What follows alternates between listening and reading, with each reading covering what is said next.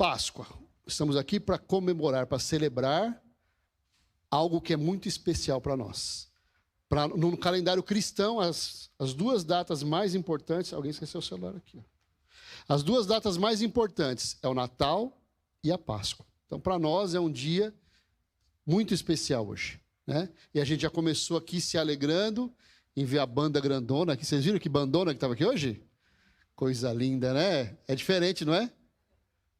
E depois as crianças fechar com chave de ouro, né? Elas tiveram aí a oportunidade de alegrar o nosso culto aqui nessa manhã. Mas vamos lá. Páscoa, na sua essência, para nós cristãos, significa morte e ressurreição de Jesus, certo?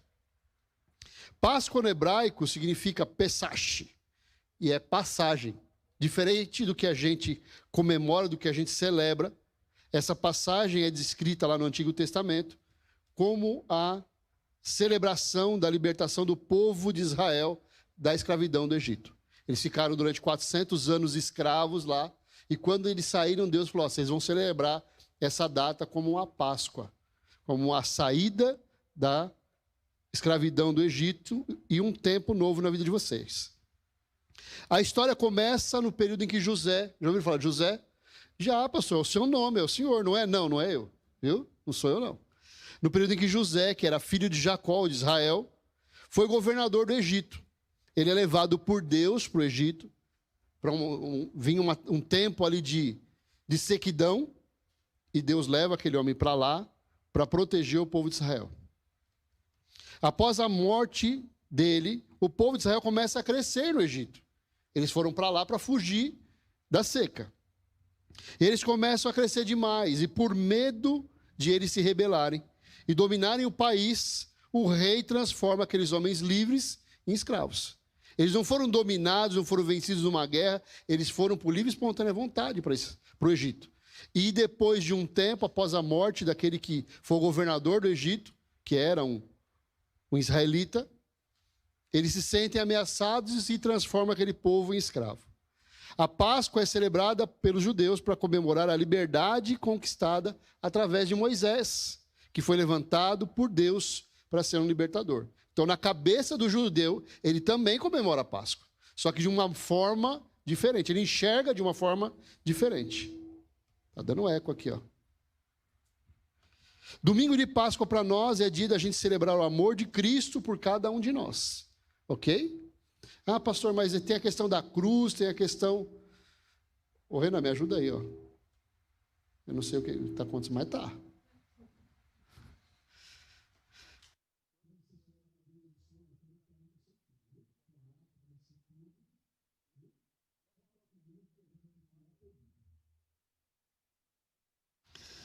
Dia em que nós recordamos do sacrifício de amor de Jesus por cada um de nós. Fala para o seu irmão aí do lado. Você só está aqui hoje porque Jesus te amou tanto que deu a sua vida por amor de você. Percebe, irmãos, como a gente é especial para Deus? Jesus não quis fazer um sacrifício que fosse coletivo, embora tenha sido. Mas ele coloca para nós como se cada um de nós, fosse alguém muito especial. Como se o sacrifício dele fosse exclusivamente por nós, por cada um de nós. E por isso que esse dia é tão especial. Jesus deu a sua vida lá na cruz do Calvário, por amor de cada um de nós. Todo sofrimento, dor e humilhação que ele enfrentou são a maior prova do seu amor por nós. Dizer que a gente ama alguém é fácil, não é, Rafaela? Fácil demais, não é? A gente ouve isso com tanta facilidade de alguns e com tanta dificuldade de outros, não é? Tem gente que tem uma dificuldade tão grande para dizer que eu te amo, precisa ficar doente, precisa ficar lá no hospital. Não, agora eu preciso falar, porque senão, né? Vai que ela fica triste, vai que ela chora, não pode chorar. E alguns falam de uma forma tão simples que acaba não tendo sentimento nenhum. E a melhor forma da gente provar que a gente ama alguém é através de atitudes. E foi o que Jesus fez por nós. Mas também a gente celebra porque ele ressuscitou. E está vivo à direita do nosso Deus e Pai. Certo? Não carregue no seu coração aquela imagem lá de trás que tinha uma cruz com um homem pendurado nela. Ele não está lá. Viu? A gente até pode usar a cruz como algo que nos faz lembrar do sacrifício de Jesus, mas essa cruz está vazia. Ok? Jesus não está lá. Temos em nossa mente que Páscoa é sinônimo de ressurreição, e isso não está errado. Quando Jesus ressuscita, ele anuncia a vitória de Deus para todos aqueles que crerem nele. Quando Jesus ressuscitou, ele estava dizendo o seguinte para nós, a partir de agora, começa um tempo novo na vida de vocês. Por isso que a gente faz o batismo. O batismo, o que significa? Qual é a simbologia do batismo? Isso mesmo. É a libertação do pecado. A gente morre com Cristo e nasce para uma nova vida. Nós hoje somos vitoriosos em Cristo Jesus. E a principal palavra que eu queria deixar no seu coração, nessa Páscoa, é a palavra vitória. Certo, dona Elisângela? Vitórias que a gente viveu aí, irmãos. A gente está saindo de uma pandemia, não é isso? Onde um monte de gente passou por um monte de problemas. Não é só a questão da morte. Não é só perder pessoas que a gente ama. Tem um monte de outras situações que têm acontecido em função dessa pandemia. O mundo é outro, o mundo que a gente está vivendo é outro. Agora todo mundo trabalha em home office, ou pelo menos uma parte do tempo é em home office, não é? Um monte de gente perdeu emprego.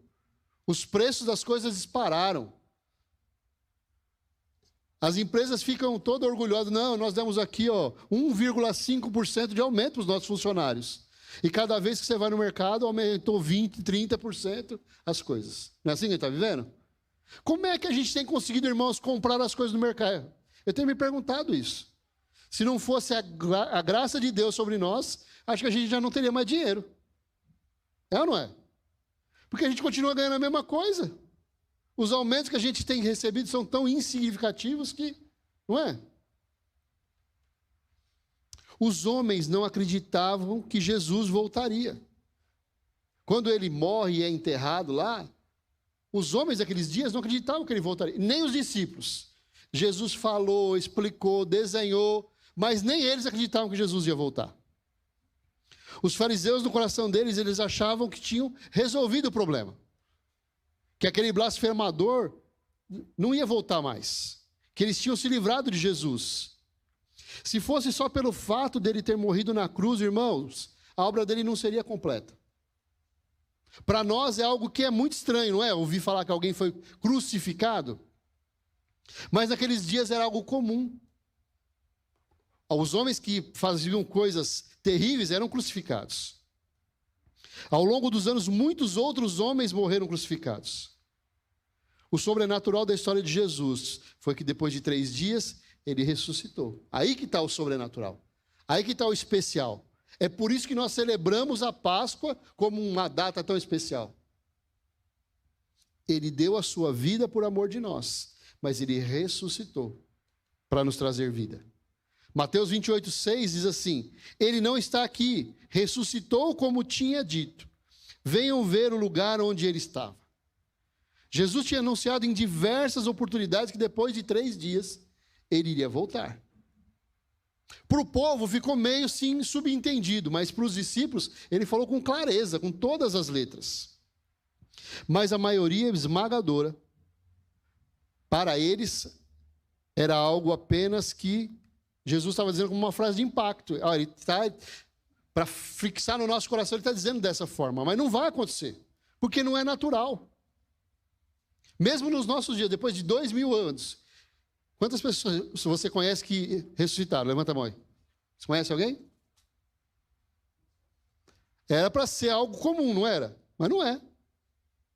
Imagina naqueles dias que não tinha acontecido. Outra coisa que eu lembrei aqui. Vocês sabiam que quando Jesus veio, fazia 400 anos que Deus não falava com os homens? Nas Bíblias antigas tinha 3 páginas entre o livro de Malaquias e de Mateus, 4 páginas, aliás, que significava 400 anos que Deus não falou com os homens. Então eles estavam desacostumados de ouvir a voz de Deus. E vem Jesus com uma palavra nova, com uma verdade nova, que impactava o coração dos homens. Nós, como cristãos, estamos celebrando o dia mais triunfante e vitorioso da história da humanidade. Mesmo os judeus sabem que nós comemoramos hoje a nossa Páscoa de forma diferente da deles. Como diz o louvor, esse é o dia que o Senhor fez. Tudo em Jesus é sobrenatural. O seu nascimento foi sobrenatural. Ele não nasceu de um relacionamento entre um homem e uma mulher. Tanto que o seu pai pensou em abandonar a sua mãe quando ele nasceu. A vida dele não foi uma vida natural. Desde pequeno, ele surpreendia todas as pessoas com o conhecimento que ele tinha das Escrituras. Depois que ele cresce, ele começa a fazer um monte de milagre, Hamilton. Imagina? A maneira dele tratar as pessoas, de amar as pessoas, não era natural. Ele não cobrava nada em troca do que ele fazia. Ele fazia por amor das pessoas. A sua morte não foi natural. Ele não tinha pecado nenhum. O próprio homem que condenou ele à morte falou: eu lavo as minhas mãos, eu não vejo pecado nenhum nesse homem. Eu estou deixando que vocês matem ele porque vocês querem. E a sua ressurreição, principalmente, foi sobrenatural. O dia em que nosso Jesus venceu a morte e o inferno, nos deu como seu povo a boa notícia de uma eternidade com Deus. Essa era a grande promessa de Jesus. Meu Pai me mandou aqui para anunciar um novo reino. Um reino que é eterno. Aqui a gente passa por umas dificuldades, é verdade. Mas quando a gente chegar lá, tudo vai ser novo. Tudo vai ser maravilhoso. Um novo corpo, uma nova vida, uma nova história. Quando a gente celebra esse grande e importante evento, a gente está trazendo à memória algo que nos dá muita esperança. A mensagem de vitória que Jesus realizou através da sua morte, sepultamento e ressurreição. Como que está Jesus para mim e para você? Ele está vivo, não é isso? Enquanto muita gente entende que Jesus está morto. Os homens da lei daqueles dias, eles pagaram para os guardas falar: não, é tudo mentira que ele ressuscitou. E muita gente naquela época creu, e em muitas religiões ainda hoje creem que Jesus não ressuscitou. Para nós, Páscoa é sinônimo de vitória e de vida em abundância. Vitória dele, Jesus, sobre a morte. E nossa, porque agora a gente pertence a ele. Olha para o teu irmão e fala assim: agora você é de Jesus. A gente estava ontem em casa assistindo aquele irmão Lázaro, lembra desse cara? Ele tinha um louvor que falava isso, né? Alguém que era do mundo, que se converteu e que tinha uma história de vida maravilhosa. É? Se quisermos usar o original grego, é a passagem da morte para a vida. Jesus foi posto em posição de honra por nosso Pai. Ele diz que ao nome de Jesus todo joelho se dobrará e toda língua confessará que Ele é o Senhor. Esse mesmo Pai também quer nos colocar em posição de honra. Se você quiser pegar sua Bíblia aí, ó, Efésios 1:19. Fala de como Deus coloca a gente no mesmo patamar em que Jesus está.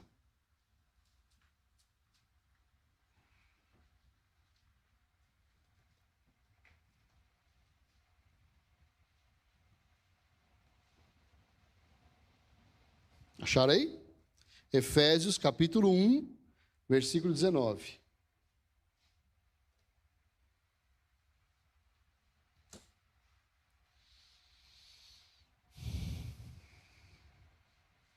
Diz assim: e a incomparável grandeza do seu poder para conosco, os que cremos, conforme a atuação da sua poderosa força.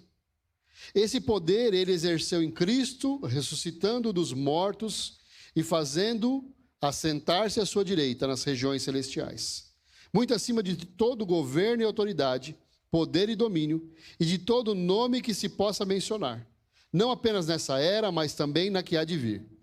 Deus colocou todas as coisas debaixo de seus pés e o designou como cabeça de todas as coisas para a igreja, que é o seu corpo, a plenitude daquele que enche todas as coisas em toda e qualquer circunstância. Esse é Jesus. O mesmo poder que Deus usou para ressuscitar Jesus age em nós, na nossa casa, nas nossas famílias, na sua igreja. Nós somos os que creram nele. E todas as promessas de Deus foram para aqueles que crerem nas palavras de Jesus. Isso nos garante sobrenaturais vitórias em Cristo Jesus. E eu separei algumas dessas vitórias para a gente compartilhar aqui nessa manhã. Primeira vitória que Jesus nos trouxe, a vitória sobre o mundo. As pessoas que estavam com Jesus naqueles dias, antes dele ser crucificado, eles odiaram, hostilizaram, desprezaram, trocaram Jesus por um criminoso, lembra disso? Tem aqui, ia libertar alguém. Nós temos aqui Jesus e temos Barrabás, que é um assassino. Não, liberta Barrabás, a gente quer que crucifique Jesus. E eles crucificaram.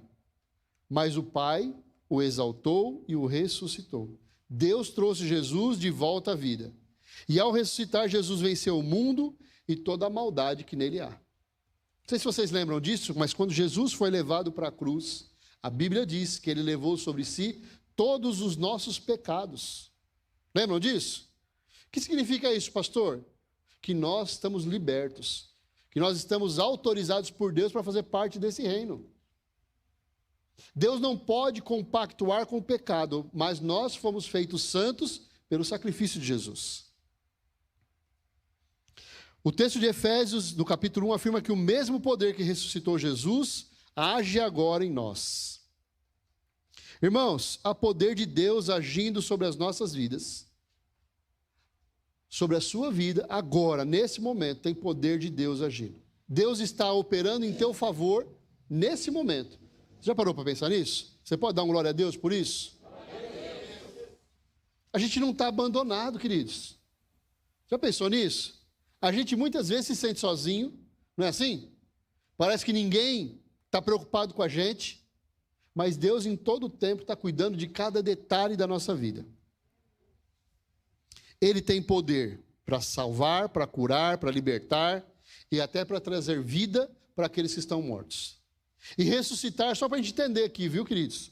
Ressuscitar não é só aquele que está morto fisicamente. Muitas vezes a gente se sente morto espiritualmente. A gente não tem ânimo, a gente não tem força, a gente não tem disposição, a gente não tem vontade de continuar. Já se sentiu assim alguma vez? O mundo chama lá de depressão.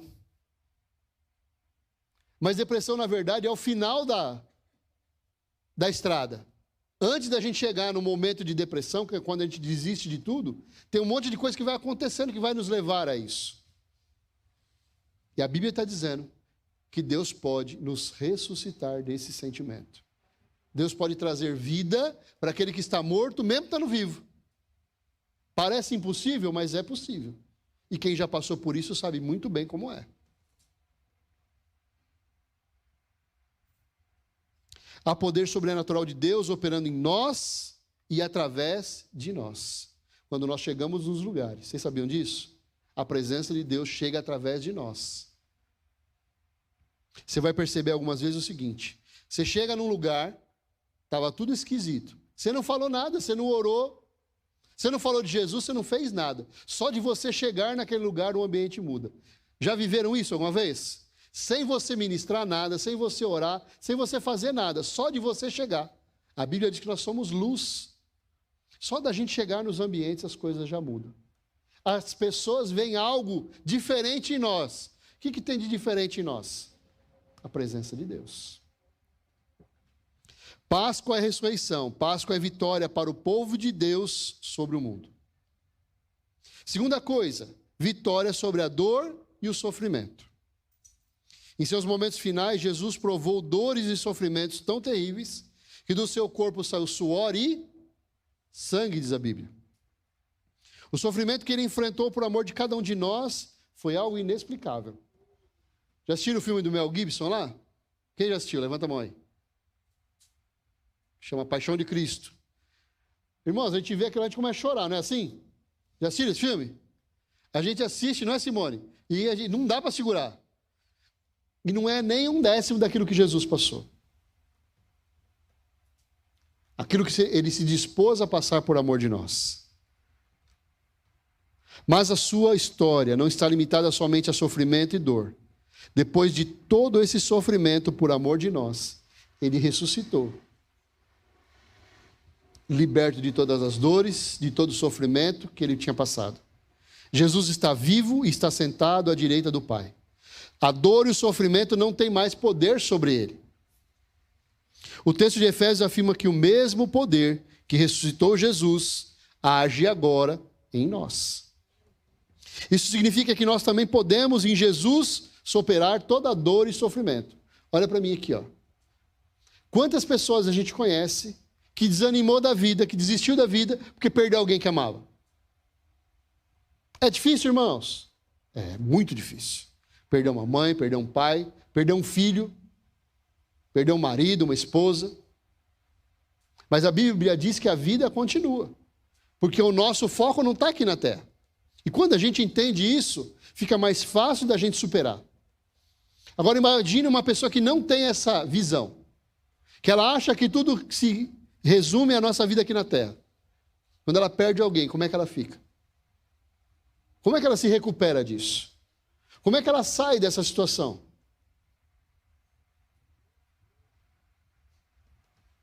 Para nós podemos superar toda a dor e sofrimento em Cristo Jesus. Deus não nos criou para viver uma vida de sofrimento. Ele tem alegria e paz para cada um de nós. Existe uma promessa para cada um de nós de que temos o direito de experimentar o melhor dessa terra. E quando a Bíblia diz que nós temos o direito de experimentar o melhor dessa terra, não é só lá no céu. Começa aqui. Olha para a pessoa que está do seu lado e fala para ela assim, ó, depende de você eu viver o melhor dessa terra.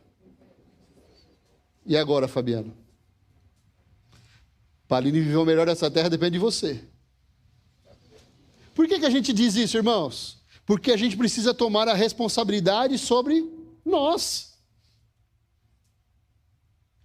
Ter paz na sua casa não depende dos outros, depende de você.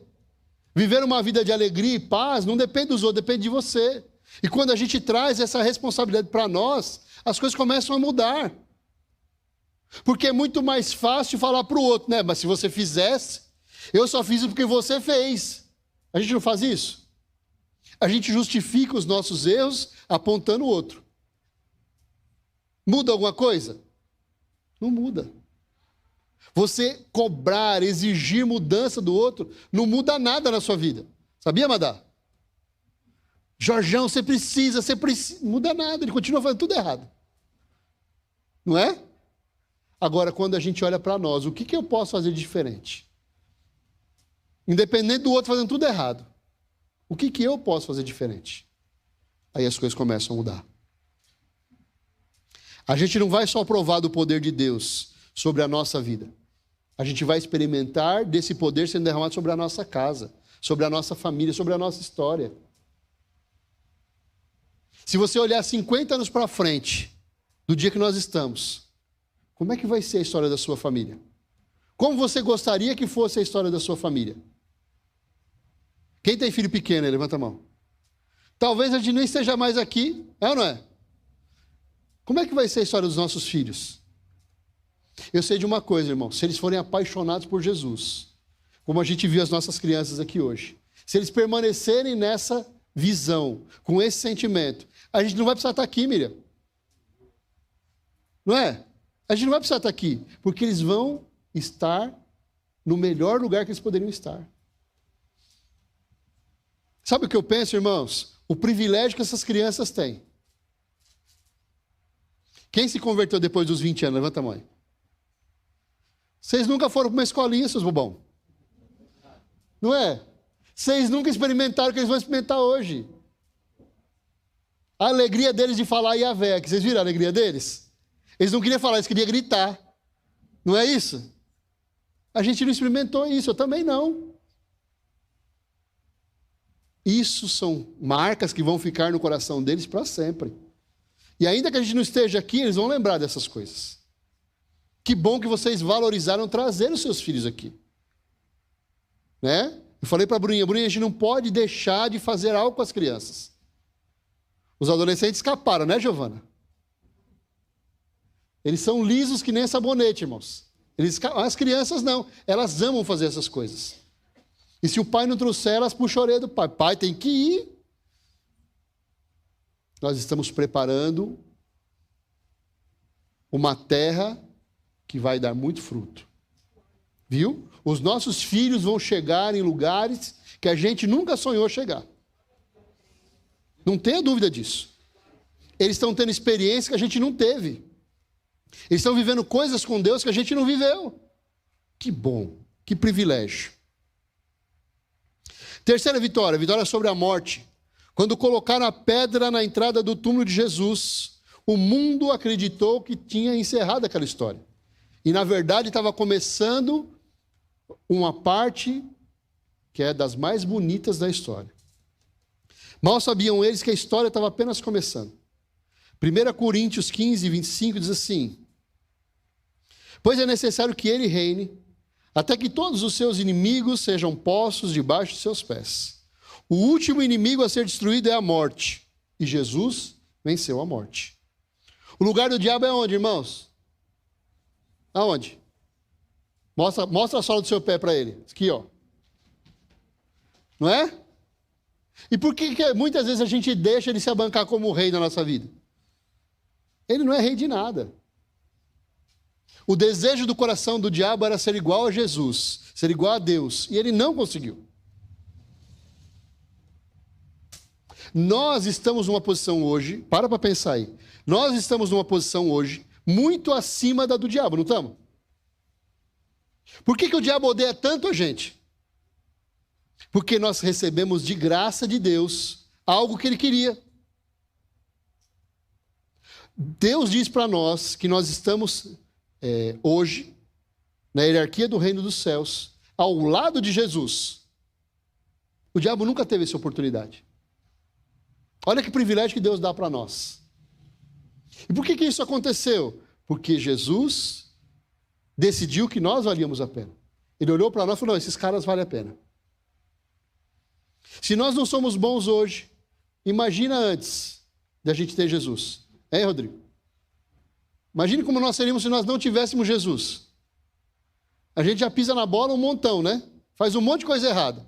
Imagina se a gente não tivesse Jesus fazendo parte da nossa história.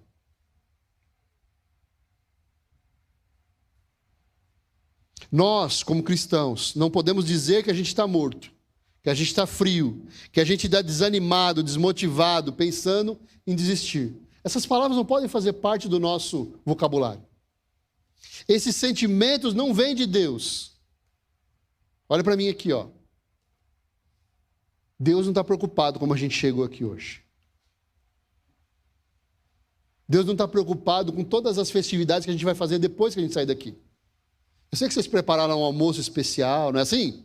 Né? Hoje nós vamos comer na casa da minha mãe, boia grátis, vai ser tudo lindo. Deus não está preocupado com isso. Deus está preocupado com como é que vai sair o seu coração daqui hoje. Se você veio triste e desanimado, se o seu semblante não conseguia dar um sorriso, ele precisa mudar isso na sua vida. Essa é a expectativa de Deus comigo e com você hoje. Jesus venceu a morte e nós também iremos vencer todo tipo de morte que esteja na nossa vida hoje em nome de Jesus. Amém, irmãos? A morte da fé. Se nós não conseguimos crer no sobrenatural de Deus, isso vai mudar na nossa vida hoje em nome de Jesus. Se a morte foi na esperança, se nós não acreditamos mais no futuro, Deus vai mudar isso na nossa vida. Ele tem esse poder para transformar o nosso coração. Se a morte foi dos nossos sonhos, eu não tenho mais sonho nenhum, eu não planejo mais nada, isso vai voltar, viu? Deus só realiza milagres no coração daquele que tem sonhos. Vocês sabiam disso? Deus não vai fazer um milagre na sua vida de algo que você não deseja. Precisa haver um querer em nós. E esse querer se chama sonhos. E Ele é um Deus que restaura sonhos. Deus está aqui para trazer vida à morte dos nossos projetos. Tinha coisa que você tinha planejado fazer que você desistiu, não tem? Então, diz assim para Jesus agora: eu tomo posse desses projetos em nome de Jesus. Vamos fazer um exercício mais alto? Fecha os olhos e fala para ele assim: eu vou retornar e tomar posse dos projetos que eu abandonei, em nome de Jesus. Amém? Então, irmãos, Páscoa é dia de trazer vida àquilo que estava morto. Eu não quero que você olhe para a Páscoa, não, porque na Páscoa Jesus morreu. Coitadinho de Jesus. Pense assim, ó, Páscoa é o dia que Jesus ressuscitou. Glória a Deus, Ele é poderoso. E se Ele fez, eu também posso fazer. Porque a Bíblia diz que tudo aquilo que foi concedido a Jesus, foi também concedido a nós. Se Jesus conquistou a vitória, a gente também vai conquistar a vitória, em nome de Jesus. E não importa quanto tempo faz que você abandonou aquele sonho. Deus quer trazer vida a esse sonho, em nome de Jesus. Morte da restauração do casamento, do relacionamento com os filhos, com algum parente. Deus está trazendo vida para as nossas famílias, irmãos. Ah, eu vim aqui para esse culto hoje só porque era culto de Páscoa. Mas a minha vontade era fazer uma forca, que nem a de Mordecai, e colocar o meu marido lá penduradinho hoje de manhã. Em nome de Jesus, caiu por terra. Amém? Vocês estão dando risada, irmãos? Eu estava lendo esse texto hoje. Ele preparou uma forca de 20 metros, lá, não sei quantos metros, pensando em, não, eu vou pegar esse judeu, vou acabar com a raça dele. Adivinha quem que foi para essa forca? Ele. Então, se você pensou em pôr seu marido e sua esposa na forca, cuidado, viu? Se você saiu brigado da sua casa, não permita que isso continue dessa forma. Se o teu coração estava triste, não permita que continue dessa forma. Quando a gente fala de trazer vida, é de recuperar a alegria no nosso coração. É de viver de uma forma diferente da que a gente chegou aqui hoje. Precisa ser assim. Precisamos aprender a confessar essa grande vitória que Jesus realizou por nós e andar por ela, entendendo que essa é a maneira pela qual o Espírito Santo está trabalhando na nossa vida. As pessoas precisam olhar para nós e ver algo diferente. Mas não algo diferente de ruim, algo diferente de bom. É possível, irmãos? Nós não vivemos mais para nós mesmos, mas agora vivemos para aquele que morreu e ressuscitou para nos dar vitória. Só da gente estar aqui hoje, vivo, já não é um milagre? Lembra aí da sua história. Não estou nem falando de Covid, não. Lembra da sua história aí. Quantos já poderiam estar mortos aqui? Levanta a mão. Pelas dificuldades já passaram, doença, acidente. Nós estarmos vivos, a grande maioria aqui já é um milagre. Quer outro milagre? Pensa um pouquinho, do jeito que você é encardido. Do jeito que você é encardidinho. Você está aqui hoje, na presença de Deus, não é um milagre? Você ter se rendido a Jesus, o tanto que você é teimoso, não é um milagre? Você permanecer na presença de Jesus, do jeito que você é encardido, não é um milagre?